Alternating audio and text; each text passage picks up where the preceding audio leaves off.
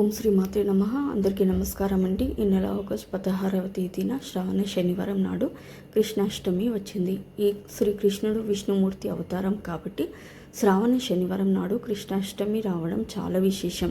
కాబట్టి ఈ రోజున కృష్ణుడిని పూజించిన, విష్ణుమూర్తిని పూజించిన కోటి జన్మల పుణ్య ఫలితం లభించి మీకు మీ కుటుంబానికి 7 తరాల ఐశ్వర్యం సిద్ధిస్తుంది. సకల పాపాలన్నీ తొలగి మీ కుటుంబానికి సకల సౌభాగ్యాలు వరిస్తాయి. ఎంతో అద్భుతమైన ఈ కృష్ణాష్టమి నాడు శ్రీకృష్ణుడిని ఎలా పూజించాలి, పాటించాల్సిన విధి విధానాల గురించి ఈ వీడియోలో తెలుసుకుందాం. ముందుగా ఈ వీడియోకి ఒక లైక్ కొట్టి ప్రతి ఒక్కరూ జై శ్రీకృష్ణ అని కమెంట్ చేయండి.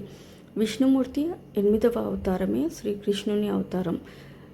శ్రీ మహావిష్ణువు దశావతారంలో శ్రీకృష్ణ అవతారానికి చాలా ప్రాముఖ్యత ఉంటుంది. శ్రావణ బహుళ అష్టమి నాడు రోహిణి నక్షత్రంలో శ్రీకృష్ణుడు జన్మించాడు. శ్రావణ శనివారంతో కలిసి వచ్చిన కృష్ణాష్టమి నాడు భక్తి శ్రద్ధలతో శ్రీకృష్ణుడిని పూజిస్తే గోదానం చేసినంత పుణ్య ఫలితం, అలాగే కురుక్షేత్రంలో బంగారం దానం చేసినంత పుణ్య ఫలితం దక్కుతుంది. మన బ్రహ్మాండ పురాణం వివరిస్తుంది. కాబట్టి శ్రీకృష్ణాష్టమి నాడు ప్రతి ఒక్కరూ ఇంట్లో దీపారాధన చేసుకోండి. శ్రీకృష్ణుడిని కానీ విష్ణుమూర్తిని కానీ తప్పనిసరిగా పూజించాలి. పూజ చేసి ఆడవారు తెల్లవారుజామునే నిద్ర లేచి ఇంటిని శుభ్రం చేసుకుని ఇంటి ముందు ముగ్గులు వేసి ఇంట్లో దీపారాధన చేసుకోవాలి. ఇంటి గడపలకు పసుపు రాసి ఇంటి గుమ్మానికి మామిడి తోరణాలు కట్టుకోండి.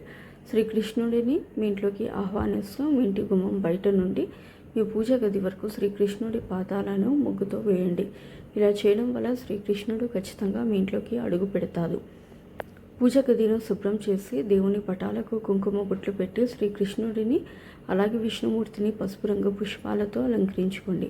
అలాగే ఈ కృష్ణాష్టమి నాడు ప్రతి ఒక్కరూ పసుపు రంగు వస్త్రాలను ధరించండి. జాతకంలో ఉన్న దురదృష్టం తొలగి విపరీతమైన అదృష్టం కలిసి వస్తుంది. ఇక పూజ ప్రారంభించే ముందు పూజ గదిలో ముగ్గు వేసి దీపారాధన చేసుకోవాలి. విశేషంగా కృష్ణాష్టమి నాడు దీపంలో 5 ఒత్తి నెయ్యితో దీపారాధన చేయండి. విశేషమైన ధనలాభం, ఐశ్వర్యం కలిసి వస్తాయి. అలాగే కొబ్బరి నూనెతో దీపారాధన చేస్తే విపరీతమైన అప్పుల బాధలన్నీ తొలగిపోతాయి. తులసి దళాలంటూ శ్రీకృష్ణుడికి చాలా ప్రీతికరమైనవి. కాబట్టి కృష్ణాష్టమి రోజున దీపారాధన చేసేవారు విష్ణుమూర్తిని అలాగే శ్రీకృష్ణుడిని తులసి దళాలతో పూజించండి. అఖండ ఐశ్వర్యం ప్రాప్తి కలుగుతుంది. ఇక కృష్ణుడికి నైవేద్యంగా వెన్నముద్ద, అటుకులు, పాలతో తయారు చేసిన స్వీట్లు, పండ్లు ఇలా ఏదో ఒకటి నైవేద్యంగా సమర్పించండి. శ్రీకృష్ణుడికి అత్యంత ఇష్టమైనది వెన్నముద్ద కాబట్టి వెన్నను నైవేద్యంగా సమర్పిస్తే మీ కుటుంబంలో సుఖ సంతోషాలు ఏర్పడతాయి. అదేవిధంగా అటుకులను నైవేద్యంగా సమర్పిస్తే అపారమైన సంపదలు ప్రాప్తిస్తాయి. కుటుంబ కష్టాలన్నీ తొలగిపోయి మీ కుటుంబంలో అదృష్టం, ఐశ్వర్యం పెరుగుతుంది. ఈ విధంగా శ్రీకృష్ణుడికి నైవేద్యాన్ని సమర్పించి ఓం శ్రీకృష్ణ పరబ్రహ్మని నమః అనే మంత్రాన్ని 21 సార్లు కానీ 108 సార్లు కానీ జపించండి. విష్ణుమూర్తి ఆశీర్వాదం సులభంగా కలుగుతుంది. ఒక రాగి చెంబు నిండా నీళ్లు పోసి అందులో తులసి ఆకులను వేసి మీ పూజ గదిలో పెట్టుకోండి. నైవేద్యం పక్కనే ఈ తులసి నీటిని పెట్టుకోండి. పూజ పూర్తయిన తర్వాత నైవేద్యాన్ని కుటుంబం అంతా ప్రసాదంగా స్వీకరించి ఈ తులసి నీటిని తీర్థంగా స్వీకరించాలి. ఈ తులసి నీటిలో దైవశక్తి పుష్కలంగా ఉంటుంది. కాబట్టి ఈ తీర్థాన్ని పుచ్చుకోవడం వల్ల దీర్ఘకాలిక అనారోగ్య సమస్యలన్నీ తొలగిపోయి జీవితాంతం ఆరోగ్యంగా జీవిస్తారు. ఈ కృష్ణాష్టమి నాడు ప్రతి ఒక్కరూ తప్పనిసరిగా పాల మీగడను కానీ వెన్న ముద్దను కానీ తినాలి. తద్వారా మంచి ఆరోగ్యం సిద్ధిస్తుంది. ఈ కృష్ణాష్టమి నాడు ఇంట్లో దీపారాధన చేసుకుని ఏదైనా విష్ణుమూర్తి ఆలయానికి కానీ శ్రీకృష్ణ దేవాలయానికి కానీ వెళ్ళండి. ఈ రోజున విష్ణుమూర్తిని దర్శించుకుంటే జన్మ జన్మల అదృష్టం కలుగుతుంది. లక్ష్మీనారాయణుల ఆశీర్వాదం మీ కుటుంబంపై ఉంటుంది. అలాగే శ్రీకృష్ణుని ఆలయానికి వెళ్ళేవారు ఒక తులసి మాలను తీసుకెళ్లి కృష్ణుడికి సమర్పించండి. కృష్ణయ్య ఆశీర్వాదం వెంటనే కలుగుతుంది. అలాగే శ్రీకృష్ణ దేవాలయానికి వెళ్ళేవారు శ్రీకృష్ణ అష్టోత్తరం పూజను చేయించుకుంటే వంశాభివృద్ధి, అష్టైశ్వర్యాలు కలుగుతాయని నమ్మకం. విశేషంగా ఈ కృష్ణాష్టమి నాడు ఒక చిన్న శ్రీకృష్ణుడి విగ్రహాన్ని తెచ్చుకుని మీ పూజ గదిలో పెట్టుకుంటే మీ సంతానానికి చాలా మంచి జరుగుతుంది. మీ పిల్లలు జీవితంలో గొప్ప స్థాయికి ఎదుగుతారు.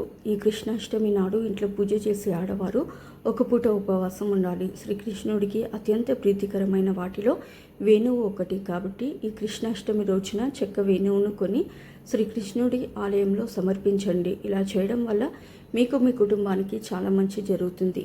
ఈ కృష్ణాష్టమి రోజున వీలైనంత ఎక్కువగా జై శ్రీకృష్ణ జపిస్తూ ఉండండి. ఆ కృష్ణుని అనుగ్రహం మీ ఇంటిపై ఎల్లవేళలా ఉంటుంది. ఈ కృష్ణాష్టమి నాడు శ్రీకృష్ణుడికి ఎంతో ఇష్టమైన గోవులను పూజిస్తే కోటి రెట్ల పుణ్య ఫలితాన్ని పొందవచ్చు. కాబట్టి కృష్ణాష్టమి నాడు ప్రతి ఒక్కరూ గోవులకు ఆహారంగా అరటి పండ్లను, ఉడకబెట్టిన శనగలు, అలాగే పచ్చి గడ్డిని తినిపించడం ద్వారా జన్మ జన్మల అదృష్టం కలిసి వస్తుంది.